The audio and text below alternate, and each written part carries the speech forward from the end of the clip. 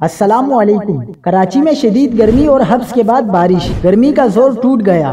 بارشوں کے دو طاقتور سسٹم پاکستان اور بھارت میں موجود ہیں۔ کیا آپ حالات حاضرہ سے آگاہی حاصل کرنا چاہتے ہیں؟ خبر کے پیچھے چھپے اصل حقائق جاننا چاہتے ہیں تو ابھی سبسکرائب کیجئے دل مل پاکستان کو اور ساتھ ہی گھنٹی کے نشان پر کلک کر دیں۔ آپ کو بتاتے چلیں کہ کراچی کے مختلف علاقوں میں تیز آندھی کے ساتھ بارش ہوئی ہے۔ گلشن حدید میں تیز ہواؤں کے ساتھ بارش ہوئی ہے۔ ناظم آباد میں بھی بادل برسے ہیں۔ ڈائریکٹر محکمہ موسمیات سردار سرفراز کے مطابق بھارت اور پاکستان میں دو مونسون سسٹمز موجود ہیں۔ ایک ڈپریشن وسطی بھارت میں موجود ہے جس کا رخ بالائی سندھ اور جنوبی پنجاب کی جانب ہے، جبکہ ہوا کا دوسرا کم دباؤ گجرات، راجستھان اور جنوب مشرقی سندھ کو اپنی لپیٹ میں لیے ہوئے ہے۔